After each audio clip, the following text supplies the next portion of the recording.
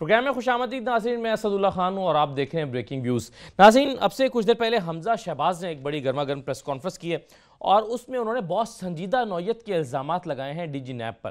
وہ کہتے ہیں جب میں نیب آفس میں پہنچا تو میری گاڑی کو ڈی جی نیب کے آفس کے باہر ٹھہرایا گیا اور مجھے کہا گیا کہ پہلے آپ ڈی جی صاحب سے مل لیں۔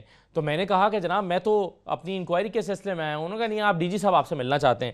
پھر انہوں نے کہا کہ ڈی جی صاحب نے مجھ سے کہا کہ جی دیکھیے حمزہ صاحب، یہ جو پنجاب اسمبلی میں میری ڈگری کے حوالے سے قرارداد جمع ہو گئی ہے، آپ اس کا کچھ کریں، آپ کی اس میں مدد چاہیے۔ حمزہ شہباز یہ کہتے ہیں کہ جب میں نے انہیں انکار کر دیا اس طرح کی کسی بھی مدد کرنے سے، تو اس کے نتیجے میں انہوں نے میری پوری فیملی کو بلا لیا ہے، میری بہنوں کو بلا لیا ہے، میری والدہ کو بلا لیا ہے۔ وہ کہ ہیں کہ یہ آفر مجھے دی گئی تھی اگر آپ میری ڈگری کے معاملے میں مجھ سے تعاون کریں گے تو پھر آپ بھول جائیں، آپ کو پھر کوئی نوٹس نہیں آئے گا۔ اور وہ کہتے ہیں چونکہ میں نے انکار کر دیا اس لیے میری فیملی کو بلایا گیا ہے۔ اب نیب نے اس اپنے اعلامیے کے ذریعے سے اس دعوے کو مسترد کر دیا ہے اور کہا کہ یہ بڑے مضحکہ خیز الزامات ہیں جو لگائے گئے ہیں۔ اس پر ہم گفتگو کریں گے۔ اس کے ظاہر ہے دوسری ڈائمنشن بھی ہے کہ پوری فیملی کو بلا لیا گیا ہے تو کتنا پریشر ہے پوری فیملی کے اوپر۔ ان سے بھی تفصیلات مانگی گئی ہیں کہ آپ کو یہ باہر سے جو پیسے آئے یہ کس طرح سے آئے، یہ کس مد میں آئے اور کیا اس کی تفصیلات ہیں۔ اس سلسلے میں 15 سے اب اس خاندان کی پیشیاں شروع ہو رہی ہیں نیب میں۔ 15 اور 16 کو حمزہ جائیں گے، 17 کو پھر شہباز شریف صاحب کی اہلیہ نصرت شہباز صاحبہ جائیں گی، 18 اور 19 کو ان کی دونوں بیٹیاں پیش ہوں گی نیب میں۔ تو یہ پورا خاندان 15 سے لے کر 19 تک نیب کی پیشی بھگت رہا ہوگا۔ تو اس کی کیا آؤٹ کم نکلے گی پولیٹیکلی، ذرا اس کو ہم دیکھنے کی کوشش کریں گے۔ ساتھ ہی ساتھ ایم کیو ایم نے آج ایک پریس کانفرنس کی اور اس پریس کانفرنس میں انہوں نے اپنے جو گریونسز ہیں، شکوے شکایات ہیں، اس کا کھل کر اظہار کیا اور خاص موضوع جو تھا ان کی گفتگو کا وہ 18ویں ترمیم تھا۔ اور اس موقع اس معاملے پر 18ویں ترمیم کے معاملے پر ایم کیو ایم اب پاکستان تحریک انصاف کے ساتھ کھڑی ہوئی نظر آتی ہے اور ایم کیو ایم یہ کہہ رہی ہے عمران خان صاحب سے کہ آپ اب اس کو انٹروین کیجئے آرٹیکل 149 کے ذریعے سے۔ یہ وہی مطالبہ ہے جو کچھ دن پہلے فاروق نسیم صاحب نے بھی کیا تھا اور تجویز کی تھی عمران خان کو کہ وہ اس آرٹیکل کو استعمال کرتے ہوئے وہ انٹروین کریں اور سندھ میں مداخلت کریں۔ آج وہ یہ کہہ رہے ہیں کہ 18ویں ترمیم کے ذریعے سے سندھ کے عوام اور ایم کیو ایم کے ساتھ دھوکہ کیا گیا تھا اور وہ کہہ رہے ہیں کہ عملی طور پر 2 سندھ پہلے سے موجود ہیں، ایک دیہی سندھ ہے اور ایک شہری سندھ ہے، اور وہ کہتے ہیں بس اس کا اعلان ہونا باقی ہے۔ 2 سندھ تو پہلے سے موجود ہیں اور کس طرح سے زیادتی ہو رہی ہے۔ وہ کہہ رہے ہیں پبلک سروس کمیشن کے افسر نوکریاں بچوں میں تقسیم کر رہے ہیں، جعلی ڈومیسائل بنائے جا رہے ہیں، بہت ساری باتیں پریس کانفرنس میں کی گئیں۔ اس پر ہم ذرا تفصیل سے گفتگو کریں گے اور ایک سے ساتھ ساتھ آخر میں ذرا دیکھیں گے کہ آئی ایم ایف کی ڈیل جو مکمل ہو رہی ہے، انجام کو پہنچ رہی ہے اور اسد عمر صاحب کہہ بھی رہے ہیں کہ جی آخری مرحلے میں ہے۔ اگر آئی ایم ایف کی ڈیل حتمی مرحلے میں داخل ہونے کے بعد کمپلیٹ ہو جاتی ہے اور پاکستان میں آئی ایم ایف پروگرام آ جاتا ہے تو اس کے نتیجے میں کتنا عرصہ لگے گا ایک تو پاکستان کے معاشی حالات کو بہتر ہونے میں، اور یہ جو مہنگائی کا طوفان یا جو عام آدمی کے اوپر ذرا پریشر آیا ہوا ہے مہنگائی کا، کیا آئی ایم ایف پروگرام اس میں بھی کوئی ریلیف دے گا یا ٹیکسز کے مد میں اور بوجھ پڑے گا؟ تو اس کو بھی ذرا دیکھیں گے۔ میرے ساتھ مظہر عباس صاحب موجود ہیں، عارف حمید بھٹی صاحب موجود ہیں۔ میں آپ دونوں مہمانوں کو خوش آمدید کہتا ہوں۔ ڈاکٹر موہت پیرزادہ مجھے چند لمحوں میں جوائن کر رہے ہیں۔ میں سب سے پہلے ذرا جو حمزہ شہباز شریف صاحب نے پریس کانفرنس میں الزام لگایا ہے ذرا سن لیجئے وہ کیا کہہ رہے ہیں، پھر گفتگو کا آغاز کرتے ہیں۔ ذرا دیکھیے وہ ڈی جی نیب کے حوالے سے کیا کہہ رہے ہیں کہ جب میں وہاں گیا تو مجھے کیا مطالبہ کیا گیا اور میں نے کیا کہا، سنیے۔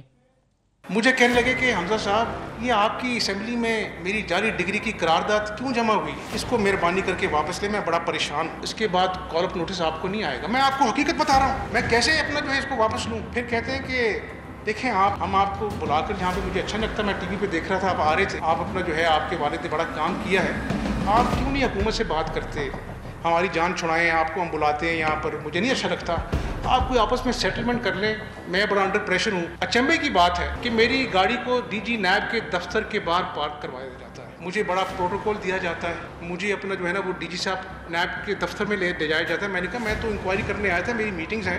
نہیں جی وہ ڈی جی نیب آپ سے ملنا چاہتے ہیں۔ میں نے کہا اچھا ٹھیک ہے۔ بھٹی صاحب یہ کیا ہو رہا ہے آپ کے لاہور میں؟ وہ کہتے ہیں کہ مجھے کہا کہ آپ ذرا قرارداد پر ہم سے تعاون کریں اور ہم اگر نہیں کریں گے تو پھر جواب میں یہ ہوا میرے ساتھ۔ یہ کیا ہو رہا ہے لاہور میں اور ان کی بیٹیوں کو بھی بلا لیا گیا ہے؟ بھٹی صاحب۔ بسم اللہ الرحمن الرحیم۔ اسد ایک تو بیٹیاں بہنیں سب کی برابر ہوتی ہیں اور سب قابل احترام ہوتی ہیں۔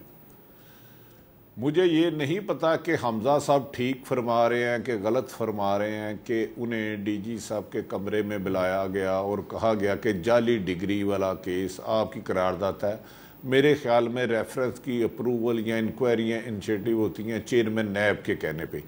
लेकिन अगर जो संगीन इल्ज़ामात उन्होंने लगाए हैं तो ऐसा नहीं होना चाहिए, जबकि नैब ने तरदीद दी है कि डीजी नैब ने ना उनसे कोई जाली डिग्री की बात की ना जिक्र की।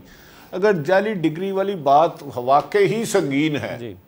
अगर जाली डिग्री उनकी चेयरमैन नैब मोहतरम सलीम शहजाद साहब की है तो 5 साल इनकी हुकूमत थी, इससे पहले गालबन 2013 से 18 तक अगर मैं भूल नहीं रहा, तो इन्हें क्यों नहीं उनके खिलाफ कार्रवाई की? अचानक जाली डिग्री 1 मिनट में तो नहीं सामने आई, ये कोई गुफ्तगू तो बहुत पुरानी होती रही है। लेकिन जहाँ तक मेरा ख्याल है नैब पर सवालात बहुत ज़्यादा उठते जा रहे हैं। इसका मेरी नज़र में तो एक ही तरीका है, जब एहतसाब अकाउंटेबिलिटी क्रॉस दी बोर्ड ना हो तो फिर सवाल आते हैं। क्या मालम जपा में परवेज़ खटक को क्यों नहीं बुलाया जा रहा? केपी के सीएम को क्यों नहीं बुलाया जा रहा? जब आप एक तरफ ही करेंगे तो फिर यकीनन अपोजिशन इसको इस्तेमाल करेगी। हाँ, ये भी एक सच है कि जो 20 साल या 25 साल इक़्तिदार में रहा है, सवाल उससे ज़्यादा हो सकते हैं। इल्ज़ामात मुबैना करप्शन के ठीक है या गलत है, अभी हम इस डिबेट पे नहीं जाते। लेकिन नैब को चाहिए कि मैक्सिमम इस किस्म की कंट्रोवर्सी से बचे। और अगर उनके बहन और खुसूसन उनकी वालदा की तबीयत नासाज है, मैं जानता भी हूँ नुसरत साहिबा की, उनकी एक बहन है राबिया, एक जुवेरिया, अगर उनके खिलाफ बहुत ज़्यादा एविडेंस नहीं है तो उन्हें नहीं बुलाना चाहिए। अगर एविडेंस है तो इसे कौम के सामने लाना चाहिए ताकि सियासत और एहतसाब में बहन और बेटियों को अलग रहना चाहिए। लेकिन हमारे सियासतदानों को भी चाहिए कि अगर बुलाया तो मज़हर साहब जी जी जी जी जी भट्टी साहब, मैं सिर्फ कह रहा हूँ हमारे सियासतदानों को भी चाहिए, जब उनके बच्चे नाबालग होते हैं या बेटियां होती हैं, अगर कोई ऐसे पैसे का जब इक़्तिदार में होते हैं तो बच्चों को ना इस्तेमाल करें, खुदा रहा अपना नाम इस्तेमाल करें। अगर मैं अब मेरा बेटा नाबालिग है, 15 साल का है, अगर मैं उसके नाम पे अरबों रुपया मंगवाऊंगा तो कल को 15 साल बाद उसके नाम के कोई आएगी तो उससे फिर वो सवाल तो ये पूछेंगे, बेटा आप 15 साल की उम्र में बताएगा तो यकीनन वो कहेगा मुझे तो नहीं पता, मेरे वालिद ने पूछने के लिए तो बुलाया जा रहा है नुसरत साहिबा को कि जी आपके पास इस सन से लेकर इस सन के दौरान जो पैसे आए वो किस मद में आए, वो कैसे आए, और बेटियों से भी ये सवाल किया जाएगा। तो मज़हर साहब ये नामुनासिब है बेटियों को बुलाकर पूछना? जैसे भट्टी साहब कह रहे हैं बेटियां सबकी साझी होती हैं, लेकिन अगर हमारे सियासतदान अपनी बेटियों को या बच्चों को जायदादें रखने के लिए या पैसे ट्रांसफ़र करने के लिए या उनके अकाउंट्स को इस्तेमाल करेंगे तो शायद फिर पूछा जा सकता है। और ये जो इल्ज़ाम डिग्री के हवाले से और फिर हमजा शहबाज शरीफ जो जिस अंदाज में इल्ज़ाम लगा रहे हैं, ये आपको किस तरह से लगता है, जिसको मुस्तरद भी कर दिया ना आपने? शुक्रिया असद। देखिए, जिस तरह अभी आरिफ कह रहे थे, बुनियादी तौर पे आप तरीक़ेकार का मसला होता है। आपके अगर थाने में कोई जेन्युइनली कंप्लेंट लिखाने भी जाए तो लोग उसे अच्छा नहीं समझ रहे होते, क्योंकि आपके थानों का माहौल ही ऐसा नहीं है कि आप थाने में जाएं, आपको खदशा होता है कि जी आप कंप्लेंट लिखाने गए, आप ही को सबसे पहले सस्पेक्ट बना दिया जाता है। तो ओवरऑल माहौल की बात है। तो आप अगर फर्ज करें नुसरत साहिबा से आपने कुछ सवालात करने हैं, उनकी बेटियों से कुछ सवालात करने हैं, तो उसका पहला मरहला तो ये हो सकता है कि आप एक सवालनामा भेज दें उनको और उनसे कहें कि इन सवालात के जवाब दे दें। अगर उन पे कोई इस तरह की एक्विजिशन है, द डे आप उनको बुलाते हैं, जिस दिन आप उन्हें बुलाते हैं, तो वो जो माहौल है उस माहौल में वो पैगाम बड़ा नेगेटिव जाता है। और बाद में अगर ये खास तौर पे पता चले कि जी इनसे तो सिर्फ आपने कुछ पूछगछ ही करनी थी, तो वो पूछगछ आप हमजा से कर सकते हैं, वो पूछगछ आप शहबाज साहब से कर सकते हैं, उनको बता सकते हैं कि जी आपकी बेटी के अकाउंट में इतने, आपकी अहलिया के अकाउंट्स में कितने हैं। बहुत ही ज़रूरी हो तो आप ज़रूर इस सारी चीज़ें कर सकते हैं। तो एक जो तरीक़ाकार है सिर्फ उस पर है, यानी इवन जो हमजा शहबाज को जब ये गिरफ्तार करने गए उस वक्त भी मैंने ये बात की थी कि असल मसला माफ कीजिएगा, असल मसला तरीक़ेकार का होता है कि आप तरीक़ेकार कौन सा अडॉप्ट करते हैं। उसमें पहलू इंसल्ट करने का होता है, ह्यूमिलिएट करने का होता है। अब फॉर इंस्टेंस हुसैन नवाज की जब इन्होंने तस्वीर जीआईटी की रिलीज की थी, जिसका आज तक नहीं पता चला कि क्यों की गई थी, सही है, लेकिन सर हमारे यहाँ तो वो मैग्नीफाई हो जाती है ना चीजें। अभी आज वो नोटिस वहां पर वसूल करवाने के लिए गए तो जी तो आज वो तो वो नोटिस वहां पर वसूल करवाने के लिए गए तो कहा गया कि जी घेराव कर लिया गया है। मरियम औरंगजेब का भी उस पर बयान आ गया कि जी ये तो जी मैं आपसे यही बात कह रहा हूं। और दूसरी बात देखिए, जो अभी नैब का भी प्रेस रिलीज आया, डीजी नैब लाहौर जो हैं उनकी मुबैना डिग्री के हवाले से ये बातें हैं और इस चीज पे क्वेश्चन उठे हैं। अब उनकी मुलाकात हुई या नहीं हुई है? अगर मुलाकात नहीं हुई, क्योंकि नैब का प्रेस रिलीज जहां तक मेरी मालूमात है कि नैब के प्रेस रिलीज में इस चीज को डिनाई किया गया है कि जी जो हमजा शहबाज साहब कह रहे हैं वो गलत है, लेकिन क्या वाकई मुलाकात भी नहीं हुई है? जी। अगर मुलाकात हुई है तो उस मुलाकात की नौयत क्या थी, मुलाकात क्यों की गई? यानी डीजी नैब लाहौर को जिनके पास वो इंक्वायरी नहीं है, इंक्वायरी ऑफिसर कोई और हैं, तो फिर डीजी नैब लाहौर ने उनसे मुलाकात क्यों की, जरूरत क्यों महसूस की उनसे मुलाकात करने की? तो ये वजाहतें बिल्कुल ठीक है। अब ये जो आपने नुक्ता उठाया बिल्कुल सही है या गलत है जी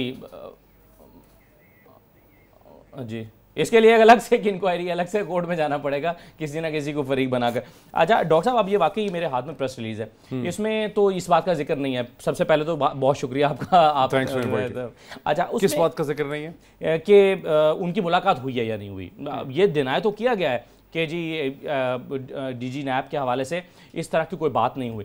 अच्छा दूसरा, इसमें ज़बान इस्तेमाल की गई है कि हमजा शहबाज का ये कहना खसियानी बिल्ली खंबा नोचे के मुतादिफ है। इस पर भी बहस हो सकती है कि क्या एक तदीद करते हुए इस तरह की ज़बान इस्तेमाल करनी चाहिए दूसरे फरीक के मुतालिक या नहीं, तो इस पर आपकी राय क्या है? और दूसरा मैं पहले उस चीज़ के ऊपर थोड़ा सा कमेंट करना चाहता हूँ। जो मज़हर अब्बास साहब कह रहे थे, मैं उनसे पूरी तरह से इत्तफाक़ करता हूँ कि यहाँ पर मसला तरीक़ाकार और प्रोसेस का है, क्योंकि अब हम एक ऐसे दौर में, एक ऐसी एज में मॉडर्निटी की आ गए हैं पाकिस्तानी रियासत में, जहाँ पर लोगों को इंक्रीजिंगली इन्वेस्टिगेट किया जा रहा है, बुलाया जा रहा है। खा वो पॉलिटिशियन हों, खा वो सिविल सर्वेंट्स हों, खा वो बिजनेसमैन हों, कॉर्पोरेट एंटिटीज़ हों, उनको बुलाया जा रहा है। अब ये चीज़ें गुज़श्ता 20, 25, 30, 40 बरस से मगरब में हो रही हैं। बहुत सी इन्वेस्टिगेशन जो है वो क्वेश्चनर की शक्ल में हो सकती है, साइलेंट हो सकती है, इनविजिबल हो सकती है, जैसे अब हमजा और उनकी सिस्टर, उनके ख़ानदान के हवाले से हम बात कर रहे हैं। हमारे यहाँ जो ये पूरा प्रोसेस है, ये सवाल ये उठता है कि नैब का जो सारा प्रोसेस है या जो हमारा पुलिस का प्रोसेस है, ये सब्सटेंटिव है, मतलब मालूमात हासिल करने के लिए है, या इसका बुनियादी मकसद जो है वो इंसल्ट करना है, ह्यूमिलिएट करना है? तासुर क्या जा रहा है? तासुर तो ये जा रहा है ना कि यहाँ मकसद जो है वो इंसल्ट है, ह्यूमिलिएट है, डराना है, पॉलिटिकल उसमें से मैसेज दिया जा रहा है कि देखें हर एक को पकड़ा जा सकता है, आप कानून से बाहर नहीं हैं, आप ज़्यादा ताकतवर नहीं हैं। फॉर जिस तस्वीर की मज़हर ने बात की, जब हुसैन नवाज़ की वो तस्वीर जो है वो रिलीज़ की गई, तो ग़ालिबन उसका मकसद ये था कि दिखाया जाए कि हुसैन नवाज़ जो है वो ऊपर से एक टॉप व्यू में कि कितने बेचारगी से बैठे हैं, वो ताकतवर नहीं हैं, उनको ह्यूमिलिएट किया गया या उनको इंसल्ट किया गया मकसद। अब ये प्रोसेस बहुत बढ़ गया है, ठीक है, और कई दफ़ा उसमें से हमने देखा कि कोई सब्सटेंटिव इन्फॉर्मेशन निकलती नहीं है उस प्रोसेस में से, ना ही वो बाद में उसको प्रूव कर सकते हैं, लेकिन उसको कर ऐसे रहे हैं और फिर वो फेल भी हो जाता है बाद में। सो ये अब इस पे बहस होनी बहुत ज़रूरी है, इसको समझना बहुत ज़रूरी है कि क्या करना चाह रहे हैं, क्या करना चाह रहे हैं, क्या उसमें से लीगल रिजल्ट्स हासिल करना चाह रहे हैं, क्या इफेक्टिव केस बनाना चाह रहे हैं, या सियासी तौर पर खेला जाता है कि कभी अचानक लगता है कि शहबाज शरीफ साहब जो हैं वो अब ख़तरे से बाहर हो गए हैं, फिर अचानक लगता है कि कोई मूड चेंज हो गया है कहीं पे, फिर शहबाज शरीफ साहब जो हैं वो हमजा भी उसके ज़द में आ जाते हैं, अब सलेमान भी उसकी ज़द में आ गए हैं, अब उनकी बहन कहीं पर एक तासुर जाता है और फिर उस तासुर की नफ़ी होती है। हाँ, फिर उस तासुर की नफ़ी होती है। अभी अगर सपोज बहुत शोर मच जाएगा कि डील हो रही है, मालम जबा में महमूद खान को क्यों नहीं बुला रहे, या उनको क्यों नहीं बुला रहे जो पिछले CM थे आपके, जो अब डिफेंस मिनिस्टर हैं, तो उनको क्यों नहीं बुला रहे, तो अचानक सुबह पता चलेगा कि उनको बुला लेंगे, ठीक है। जैसे आज फवाद चौधरी साहब ने एक ट्वीट कर दिया, उन्होंने स्टेटमेंट दे दिया कि अगर मौसम आ ही गया है बेल्स का लाहौर हाई कोर्ट से, तो फिर अलीम खान की भी बेल हो जानी चाहिए। और जो सारा उस पर भी नैब तो हमारा जो सारा माहौल है वो प्रोसेस ऑफ लॉ से या प्रोसेस ऑफ सब्सटेंस से, ये ड्यू प्रोसेस से ज़्यादा इसमें पॉलिटिक्स इन्वॉल्व है, और ये कल्चरल मसला है। सो हमारे यहाँ जहाँ लीगल वर्सेस कल्चरल क्लैश हो रहा है, वरना अब ये तो नहीं इशू हो सकता कि औरत को नहीं बुलाएंगे, फिर अगर वाकई ऐसा ज़्यादा तब भी महसूस होता है कि जब नैब कभी किसी के खिलाफ कोई चीज़ साबित नहीं कर सकती, वो अदालतों में लेकर जाती है, वहाँ पर अपने किसी का भी केस, अभी किसी शहबाज शरीफ साहब पर जो इल्ज़ाम थे वो प्रूव नहीं हो सके, बाकी लोगों पर किसी पर भी नहीं हुआ, किसी पर भी नहीं हुआ, कहीं पर भी कोई कंक्लूसिव तरीके से केस प्रूव नहीं हुआ, जिसकी वजह से लोगों को ये है कि हालांकि ये فالودے والا اور 35 جو بلین کے اکاؤنٹس کی بہت بات کی گئی ہے، لیکن کیا زرداری صاحب کے اوپر یہ چیزیں ان دی اینڈ پروو ہوں گی، یا زرداری صاحب کے ساتھ بھی کوئی معاملات طے پا جائیں گے جس طرح سے اور بہت سے معاملات طے پاتے ہیں؟ اور پھر جو معاملات پاکستان میں طے پاتے ہیں، ایسا بھی نہیں ہے کہ ہم ویسے ہی بیٹھ کے کہہ رہے ہیں ٹیلی ویژن پروگرام میں. گزشتہ کئی برس میں ہم نے دیکھا ڈاکٹر عاصم والا جو ہے وہ معاملہ کیا ہوا، پھر شرجیل میمن جو ہے وہ معاملہ کیا ہوا، اور بہت سے معاملے سامنے آئے ہیں.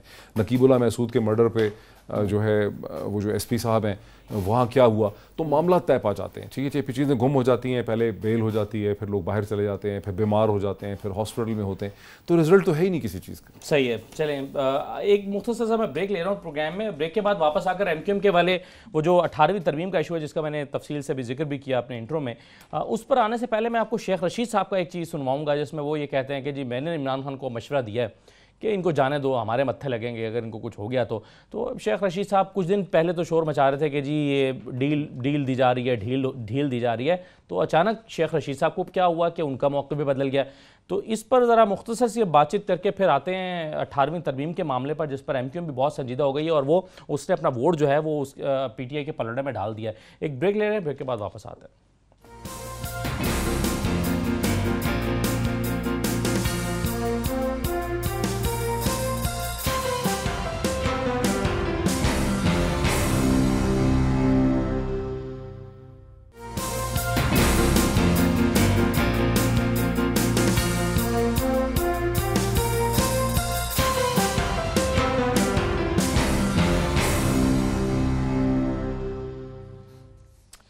دوبارہ آپ کو خوش آمدید کہتے ہیں. جیسا کہ میں نے پہلے بھی ذکر کیا کہ آج ایم کیو ایم نے دوبارہ اپنے شکووں کا اظہار کیا بہت سارے معاملات میں، اور انہوں نے کہا کہ دو سندھ جو ہیں وہ دو آلریڈی موجود ہیں. خاص طور پر یہ جب سے ایک پرانا معاملہ ہے، کوٹا سسٹم کا معاملہ چلا رہا ہے. آج انہوں نے کہا کہ 18ویں ترمیم سے ایم کیو ایم اور عوام سے دھوکہ کیا گیا ہے. اب عامر خان صاحب ہمارے ساتھ موجود ہیں، سینئر ڈپٹی کنوینر ہیں ایم کیو ایم پاکستان کے. عامر خان صاحب بہت شکریہ. سر آپ 18ویں ترمیم کی مخالفت کر رہے ہیں، آپ کہہ رہے ہیں نقصان ہوا، دھوکہ کیا گیا. آپ 149 سجیسٹ کر رہے ہیں پرائم منسٹر کو کہ اس کا استعمال کریں، جس میں پرائم منسٹر انٹرسٹڈ نہیں ہے. اب یہ اور 18ویں ترمیم بھی کو بھی ختم کرنا ممکن دکھائی، یا اس میں تبدیلی کرنا بھی ممکن دکھائی نہیں دیتا. نمبر نہیں ہے حکومت کے پاس اور ان کے اتحادیوں کے پاس. پھر آپ جلسہ کرنے کا آپ نے اعلان کر دیا، تو آپ بنیادی طور پر اب اسٹریٹجی یہ بنا رہے ہیں کہ جلسوں کے ذریعے یا عوامی احتجاج کے ذریعے سے گورنمنٹ پر دباؤ بڑھایا جائے، یہی ہے یا کچھ اور؟ آپ نے ایک ساتھ 3 سوال کر دیے. جی اچھا، پہلی بات تو یہ کہ یہ بات کہ شاید درست نہ ہوگی کہ اس میں پرائم منسٹر انٹرسٹڈ نہیں ہے. ہم نے پرائم منسٹر سے بات کی ہے، پرائم منسٹر کا اس میں انٹرسٹ ہے جب یہ بات ہم نے کی ہے. آرٹیکل 149 کے اوپر پرائم منسٹر کو یہ اختیار ہے کہ وہ ڈائریکشن دے سکتے ہیں، وہ یہاں پر بات کر سکتے ہیں، وہ اپنے پروجیکٹس لا سکتے ہیں، وفاق یہاں پر کام کر سکتا ہے. لیکن اب وہ فروغ نسیم صاحب ہمارے ایک پروگرام میں، لیکن عامر خان صاحب یہ کہہ چکے ہیں کہ میں نے جب عمران خان صاحب سے بات کی تو انہوں نے حیرت کا اظہار تو کیا کہ اچھا یہ میں کر سکتا ہوں، لیکن انہوں نے کہا کہ یار یہ مناسب نہیں ہے اور یہ ممکن نہیں ہے فوری طور پر، سیاسی طور پر تلخی بڑھے گی اس سے. یہ فروغ بھائی سے ضرور بات ہوئی ہے، میں اس سے انکار نہیں کر رہا، لیکن پرائم منسٹر کے سامنے یہ بات رکھی گئی اور پرائم منسٹر نے اس پر غور ضرور کیا، اور اس پہ ہم بات کرتے رہیں گے، دیکھتے ہیں کتنا وقت لگے گا. ایک طرف صوبہ بالکل تباہ ہو چکا ہے، یہاں کے تمام ادارے، یہاں کی سڑکیں، یہاں کے ہاسپٹلز، یہاں کے اسکول، کالج، سب کچھ پورا انفراسٹرکچر تباہ ہو چکا ہے. تو ہم اس کے بعد یہ بات کہنے میں حق بجانب ہیں کہ اگر صوبے کے حکمراں جو کہ مصنوعی اکثریت رکھتے ہیں، جو صوبے کی اکثریت کے اوپر جمہوریت کا نام لے کر قابض ہیں اور وہ صوبے کو تباہ کرنے پر تلے ہوئے ہیں، تو پھر وفاق کو اپنا کردار ادا کرنا پڑے گا. ورنہ یہ وہ صوبہ ہے جو پاکستان کو اس بدترین صورتحال میں بھی، جہاں اس کے حقوق غصب کیے جا رہے ہیں شہری علاقوں کے، اس کے باوجود پاکستان کے بجٹ کے اندر 60 سے 65% حصہ اپنا دیتا ہے. اگر اس شہر کے معاملات، اس صوبے کے شہروں کے معاملات کو درست نہیں کیا گیا تو اس سے خدا نخواستہ پاکستان کی ترقی کو نقصان پہنچے گا. عامر خان صاحب، یہ جو جلسہ آپ کر رہے ہیں اس کا مقصد کیا ہے؟ آپ کیا حکومت پر دباؤ بڑھانا چاہتے ہیں؟ اور اگر عمران خان صاحب نہیں مانتے آپ کی بات تو پھر آپ کا لائحہ عمل کیا ہوگا؟ نہیں، دباؤ کی بات جہاں تک آپ کہہ رہے ہیں، نہیں دباؤ نہیں، یہ ایک سیاسی عمل ہے. سیاسی عمل کے تحت ہر پارٹی آواز اٹھاتی ہے، جلسے کرتی ہے، جلوس نکالتی ہے، احتجاج کرتی ہے. ہم بھی اس سلسلے میں ایک بڑا جلسہ کرنے جا رہے ہیں جہاں پر ہم اپنی عوام کو ایک جگہ پر لے کر آئیں گے اور ان کے سامنے ساری صورتحال رکھیں گے.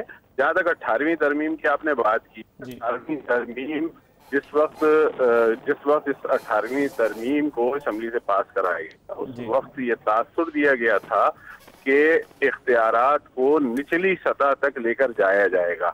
اگر اس بات کو صوبائی حکومت کی اس بات کو درست مان بھی لیا جائے کہ وفاق قابض تھا, تو پہلے وفاق قابض تھا, تو اب صوبے قابض ہو چکے ہیں. تو پہلے صوبائی بلدیاتی اداروں تک اختیارات کو جب تک منتقل نہیں کیا جائے گا, اس وقت تک یہ ان کی 18ویں ترمیم اپنی روح کے مطابق عمل نہیں کر رہی. عامر خان صاحب, آخری بات آپ کی, اس پریس کانفرنس کے بعد بلاول نے ہی ایک پریس کانفرنس کے ذریعے اس کا جواب دیا اور انہوں نے کہا, اور میں سنوا دیتا ہوں آپ کو, انہوں نے یہ کہا کہ کے ایم سی اور دیگر ادارے آپ کے کنٹرول میں رہے ہیں اور آپ کئی حکومتوں میں ان اداروں پر جو ہے وہ قابض رہے ہیں, تو آپ نے اس میں کیوں بہتری نہیں کی؟ بلاول نے کیا کہا ہے, آپ ذرا اس کا جواب دیجیے گا, سنوا دیتا ہوں میں آپ کو, سنائیے. ایم کیو ایم وہ ایسے جماعت ہے جو کہ کراچی میں بار بار الیکٹ ہوتے آ رہے ہیں. ان کے آج تک کے ایم سی ان کے پاس تھے, آج ان کے پاس تھے, ہمارے دور میں ان کے پاس تھا, نواز کے دور میں ان کے پاس تھا, مشرف کے دور میں ان کے پاس تھا. اور کراچی کے عوام پوچھ رہے ہیں کہ یہ ہمارے سو کالڈ نمائندے ہیں, یہ جو کہتے ہیں کہ کراچی کے لیے بات کرتے ہیں, انہوں نے ہمارے لیے کیا ہے؟ جتنا پیسہ پاکستان پیپلز پارٹی نے کراچی کے لیے رکھا اور ان کے تھرو دیا تھا, اس کا حساب کراچی کے عوام مانگ رہے ہیں. جی عامر خان صاحب, آپ نے کراچی کے لیے کیا ہے, یہ بلاول کا کہنا تھا. ٹھیک ہے, ان کو جواب دینے کا پورا حق ہے, لیکن ان کی اس گفتگو کے بعد تو میں اتنا ہی کہہ سکتا ہوں یہ بالکل وہ مثال ہے کہ الٹا چور کوتوال کو ڈانٹے. یہ وہ صورتحال بن گئی ہے. جب وہ کراچی کے حوالے سے یہ بات کہتے ہیں تو پھر صوبے کا اختیار ان کے پاس تھا. انہوں نے صوبے میں کون سی ترقی کر دی ہے, انہوں نے دادو میں کون سی ترقی کری ہے, انہوں نے لاڑکانہ میں, خیرپور میں, دیگر علاقوں میں, کشمور میں انہوں نے کون سی ترقی جو ہے وہاں پر دودھ کی نہریں بہا دی ہیں. جس صوبے کے چیف جسٹس صاحب یہ کہنے پہ مجبور ہو جائیں کہ ڈائن بھی ساتھ گھر چھوڑ دیتی ہے, ان کو اس بات کا احساس ہونا چاہیے کہ انہوں نے بیڑا غرق. رائٹ, بہت شکریہ. ان کو اور کوئی کام آتا ہی نہیں ہے. بہت شکریہ عامر خان صاحب, بہت شکریہ آپ کا. میں مظہر صاحب سے شروع کرتے ہوئے پھر ڈاکٹر صاحب آپ کے پاس آتا ہوں, اور عارف حمید بھٹی صاحب بھی. مظہر صاحب, سب سے پہلے یہ بلاول صاحب ٹھیک کہہ رہے ہیں یا ایم کیو ایم ٹھیک کہہ رہی ہے, یا دونوں ٹھیک کہہ رہے ہیں یا دونوں غلط کہہ رہے ہیں؟ کیونکہ عامر خان صاحب بھی جواب نہیں دے رہے جو بلاول نے کہا, وہ یہ کہہ رہے ہیں کہ اگر ہم نے غلط کیا تو آپ نے کون سا صحیح کیا؟ دیکھیے, جو اس وقت ایم کیو ایم یا پیپلز پارٹی کا مسئلہ ہے وہ بہت پرانا ہے. جو کراچی میں, کراچی خاص طور پہ اور سندھ بہت زیادہ, مجموعی طور پہ سندھ بہت حساس صوبہ ہے, اور اس میں اسی لیے جو 149 والی بات ہو رہی ہے یہ بہت سینسٹیو معاملہ ہے. یہ بالکل بھی مجھے نہیں لگتا کہ یہ درست فیصلہ ہوگا, لیکن اس میں جو بات کی جا رہی ہے وہ غلط نہیں ہے. جب بلاول یہ بات کہہ رہے ہیں تو بلاول بھٹو کو یہ بھی کہنا چاہیے, یہ بھی بتانا چاہیے کہ 2013 میں جو لوکل باڈیز ایکٹ میں ترمیم کی گئی, اس کے بعد تو آپ نے کے ایم سی کو تقریباً پیرالائز کر دیا. کے ایم سی کے بعد لوکل گورنمنٹ کے پاس کتنی فائنینشیل پاورز ہیں اور سندھ گورنمنٹ کے پاس کتنی فائنینشیل پاورز ہیں. تو جہاں جو 18ویں ترمیم کی بات ہو رہی ہے اس کا بنیادی میرا خیال مقصد یہ ہے کہ 18ویں ترمیم کے تحت صوبوں کو جو اختیارات ملے, اس کے ساتھ ہی اسی ترمیم کے تحت آپ کو وہ اختیارات نچلی سطح تک لے جانے تھے. تو وہاں وہ پروونشل گورنمنٹ تک ہی روک لیے گئے, لیکن نچلی سطح تک نہیں گئے. اور پیپلز پارٹی سمیت تمام جماعتوں کے منشور میں یہ ڈیولیوشن آف پاورز موجود ہے.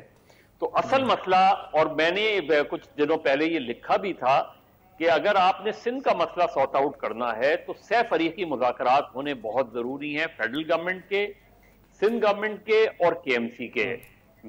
وزیر اعظم یہاں آئیں, وہ Peoples Party M Q M کے ساتھ بیٹھ کے اس سچویشنز کو سارٹ آؤٹ کریں. کیونکہ دیکھیں, جیسے حیدرآباد یونیورسٹی کا مسئلہ ہے, یونیورسٹی, کالج, ہاسپٹل کہیں بھی کھلیں, وہ ایشو نہیں ہونا چاہیے. لیکن حیدرآباد یونیورسٹی کا ایشو 1988 سے آنورڈز چلا آ رہا ہے, اننیسیسری, جس کی کوئی ضرورت نہیں تھی. آپ پورے پاکستان میں یونیورسٹی, کالجز, اسکولز بننے چاہیے. اس کو اس بنیاد پہ ٹینشن نہیں ڈیولپ ہونی چاہیے. تھوڑا سا کمپلیکیٹڈ ہے کیونکہ میں ہوں اور یہاں کیوں نہ ہو. مظہر صاحب, جو سیدھا پوائنٹ تھے, میں رائٹ سر. ڈاکٹر صاحب آپ بھی اگر اس پر اپنی رائے دیجیے گا. جو سیدھا سیدھا پوائنٹ ہے ان کے ایم کیو ایم کے آج, وہ یہ کہتے ہیں کہ 18ویں ترمیم, ایک تو وہ میں نے ذکر کیا کہ وہ کہتے ہیں عوام سے دھوکا. وہ کہہ رہے ہیں کراچی میں کمشنر اور ڈی سی جو ہیں ان کا تعلق اندرون سندھ سے ہے, پھر وہ بہت زیادہ تعداد میں. پھر وہ کہہ رہے ہیں کہ سندھ کے شہری علاقے جو ہیں ان کی آبادی 4 کروڑ سے زائد ہے, لیکن اس تناسب سے ان کو بینیفٹ نہیں کیا جا رہا. جی سر. جی مظہر صاحب, دیکھیے میں آپ کو بتاؤں ایشو کیا بن رہا ہے. آواز ختم ہو گئی. ایشو کیا بن رہا ہے؟ ایشو یہ نہیں ہے کہ ایم کیو ایم کو پی ٹی آئی سے پرابلم ہے یا ایم کیو ایم کو پیپلز پارٹی سے پرابلم ہے. ایشو جو بن رہا ہے ایم کیو ایم پاکستان کا, ظاہر ہے ایم کیو ایم پاکستان وہ ایم کیو ایم نہیں ہے جو آج سے چند سال پہلے تھی. کافی کمزور ایم کیو ایم ہے, under surveillance M Q M ہے. ایم کیو ایم کی جو بنیادی ڈیمانڈز ہیں وہ نہیں پوری ہو رہی. وہ ان کے جو آفیسز ہیں وہ کھولنے کی اجازت نہیں مل رہی. ایم کیو ایم پاکستان کا سب سے بڑا پرابلم یہ ہو رہا ہے کہ ان کو آج بھی اس شک کی نگاہ سے دیکھا جا رہا ہے, اور ان کے جو بھی آتا ہے جاتا ہے اس کے بارے میں یہ ضرور شک کیا جاتا ہے کہ کہیں اس کا تعلق لندن سے نہ ہو. لیکن اب تو پرائم منسٹر نے بڑے اچھے ان کے بارے میں جو وہ سمجھتے ہیں کہ فیڈرل گورنمنٹ ان کا رول نہیں پلے کر رہا. رائٹ سر, میں چاہ رہا ہوں بریک پر جانے سے پہلے. جی بالکل صحیح ہے ڈاکٹر صاحب. دیکھیں بہت سے کمپلیکس ایشوز ہیں, نہ تو دودھ سے نہائی ہوئی ہے ایم کیو ایم, نہ پاکستان پیپلز پارٹی کا کوئی بہت اچھا ریکارڈ ہے, لیکن مجموعی طور پہ ایم کیو ایم نے جو آج سوالات اٹھائے ہیں اور جو کچھ انہوں نے کویسچنز ریز کیے ہیں, جو وہ ڈیمانڈز ان کی ہیں وہ بہت فیئر ہیں اور اس میں بہت وزن ہے ان کے ڈیمانڈز میں. اور بلاول بھٹو نے جو کاؤنٹر کویسچنز اٹھائے ہیں وہ کوئی بہت زیادہ پرسویسو یا امپریسو نہیں ہے, بیکاز 70 کی دہائی سے جب سے پیپلز پارٹی کو حکومت ملی ذوالفقار علی بھٹو کی, اس کے بعد پریڈومیننٹلی پیپلز پارٹی نے سندھ کی پالیٹکس کو شیپ بھی کیا, اس کو کنٹرول بھی کیا, ریسورسز بھی ان کے پاس رہے, اور اندرون سندھ میں وہ ڈیولپمنٹ نہیں ہوئی جن ڈیولپمنٹ کی بنیاد پہ اور جس اصول کے اوپر ایک پارٹی کو پولیٹیکل پاور ملتی ہے وہ نہیں ہوئی. ایم کیو ایم نے اس کے مقابلے میں کراچی میں زیادہ کام کیا. یہ اور بات ہے کہ ایم کیو ایم نے جو ملیٹنسی کی, جو وائلنس کی, جس میں فورن ہینڈ تھا, پھر الطاف حسین, پھر لندن, وہ جو سارا کنیکشن ہے وہ ایم کیو ایم کے اوپر ایک بڑا کالا دھبا ہے. لیکن in terms of development, in terms of لوگوں کو جو مصطفیٰ کمال کے خاص طور پہ جو شعور دینا تھا, جو اسٹرکچرل ڈیولپمنٹ تھی, جو سٹی کو فیسیلیٹیٹ کرنا تھا, جو اس میں ایڈمنسٹریٹو کام کرنا تھا, وہ ایم کیو ایم نے کیا. اب یہ ہے کہ اتنا نہیں کیا جتنا وہ کہہ رہے ہیں کے ایم سی کے حوالے سے, لیکن پھر بلاول کی بات کچھ زیادہ بنتی نہیں ہے. جو مظہر نے کہا وہ بالکل صحیح ہے کہ جب آپ نے فائنینشلی کرپل کر دیا کے ایم سی کو تو ظاہر ہے کے ایم سی ڈیلیور نہیں کر سکتے. اب اس میں 2-3 پوائنٹ ہیں جو بہت ضروری ہیں جس کی اکثر بات نہیں ہو. دیکھیں یہ جو صوبے ہیں ہمارے پاکستان میں جو ہم نے انہیرٹ کیے ہیں, یہ کوئی مذہبی فریضہ نہیں ہے, یہ قرآن و سنت نے نہیں بنائے تھے, یہ ایڈمنسٹریٹو یونٹ تھے جو برطانوی سامراج نے اپنے مقاصد میں کھڑے کیے تھے, ٹھیک, اور وہ اس میں رد و بدل بھی کرتے رہے. فورنسز ان کو سمجھ نہیں آئی کہ نارتھ ویسٹ کو کیا کہنا ہے, تو انہوں نے اس کو نارتھ ویسٹ فرنٹیئر پروونس کیا ڈالا, جو انہوں نے انہیرٹ کیا تھا پنجاب سے, بیکاز خیبر پختونخوا جس کو اب ہم کہتے ہیں یہ سارا کا سارا جو ہے پشاور سمیت پشاور ویلی سمیت یہ پنجاب کا حصہ تھا, سکھوں کے پاس تھا, انگریزوں نے سکھوں سے انہیرٹ کیا, انہوں نے ایڈمنسٹریٹولی اس کو ایک الگ پروونس بنا دیا. سندھ جو تھا وہ کبھی بھی ایک انڈیپینڈنٹ پروونس ان کے پاس نہیں تھا. ان کو جب یہ ٹیریٹری ملی چارلز نیپیئر کو 1843-49 میں, تو انہوں نے اس کو بامبے پریزیڈنسی سے گورن کیا, اور 47 سے کچھ چند سال پہلے آپ کہہ رہے ہیں کہ یہ چینجز تو ہو سکتے ہیں. صوبے انگریزوں نے بنائے تھے, ان کی باؤنڈریز میں تبدیلی ہو سکتی تھی, نئے صوبے بن سکتے تھے, پاکستان میں نئے صوبے بننے چاہیے تھے. For all practical purposes Karachi کو ایک انڈیپینڈنٹ, کیونکہ میں کوئی سیاستدان نہیں ہوں, میں نے ووٹ نہیں لینا, میری تو ساری جو ایویڈنس اور سپورٹ ہے وہ یہ ہے کہ کیا میں لاجیکل بات کرتا ہوں. میرے حساب سے ایم کیو ایم یہ کہہ نہیں سکتی, لیکن for all practical purposes Karachi should have been independent province.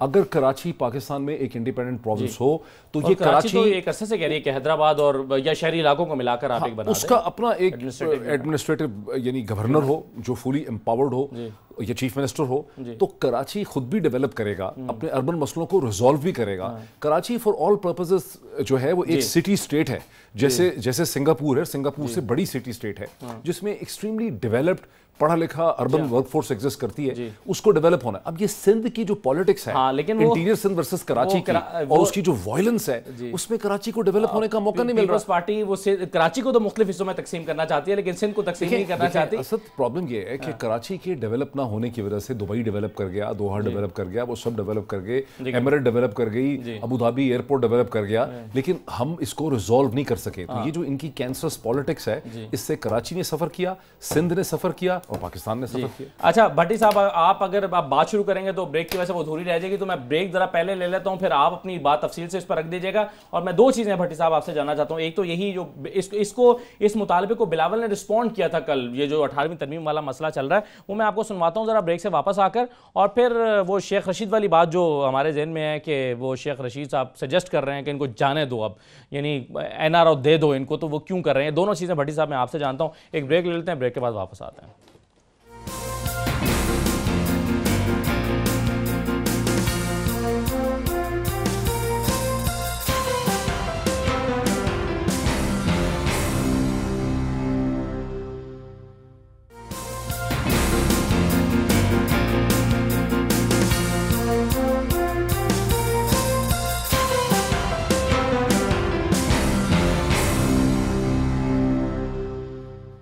دوبارہ خوش آمدید. بھٹی صاحب, پہلے تو میں آپ کو ذرا کل بلاول نے کل جو کہا تھا 18ویں ترمیم کا, اگر کسی نے سوچا بھی تو کیا ہوگا, ذرا وہ پہلے میں وہ سنوا دوں آپ کو, پھر رسپونڈ کیجیے گا. سنوائیے جی.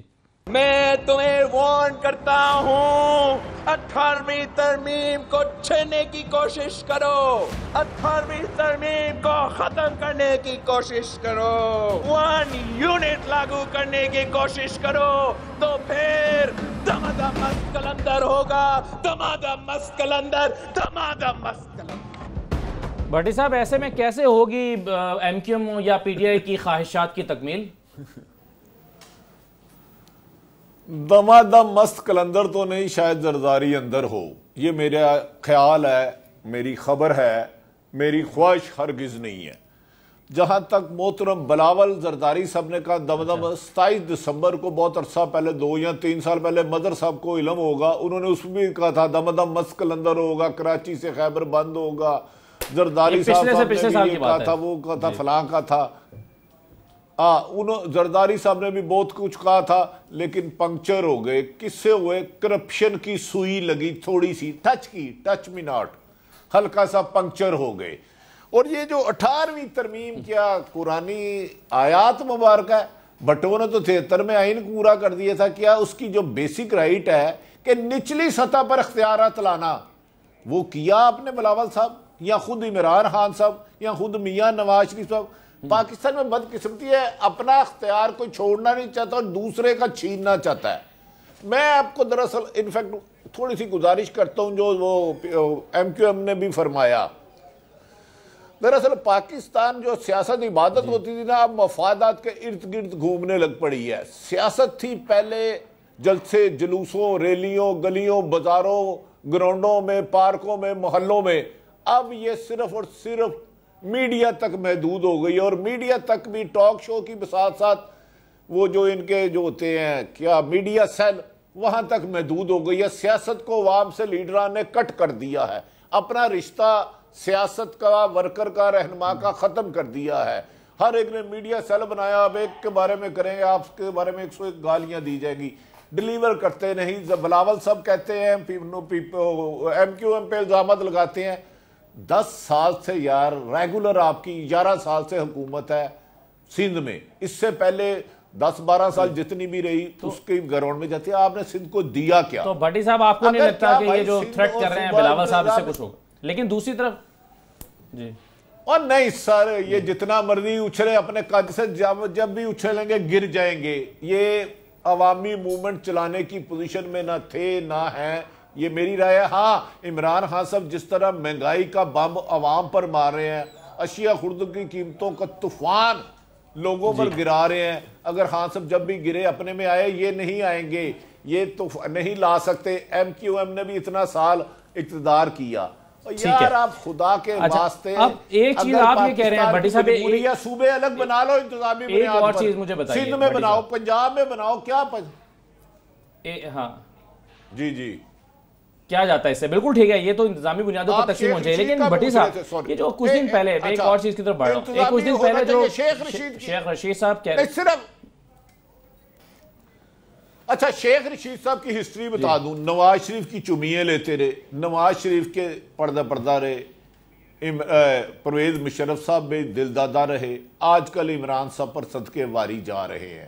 پہلے کہتے تھے لیکن اب وہ سجیسٹ کر رہے ہیں کہ ان کو NRO دے دیں. میں اگر آپ کہیں تو میں وہ کر رہے ہیں, یہ کوئی اور کر رہا ہے. یہ بھی اچھا ہے. یہ سنوائی دیجیے کہ شیخ رشید صاحب نے کہا کیا ہے, میں پھر سب سے اس پر کامنٹ لوں. جی جس کو ہاتھ ڈالو کہتا ہے احتیاط کر میں بما رہا ہوں. پولیس والے ڈرتے ہیں کہ یار یہ ہمارے آدمی نہ مارا جائے گا. پھر سارا میڈیا کہے گا کہ وہ تشدد کی بنیاد پر جان حرکت قلب بند ہو گئی. اور میں عمران خان کو کہتا ہوں یہ نہ ہو یہ اندر مر جائیں ہمارے متھے لگیں, جانے تو دفع کرو.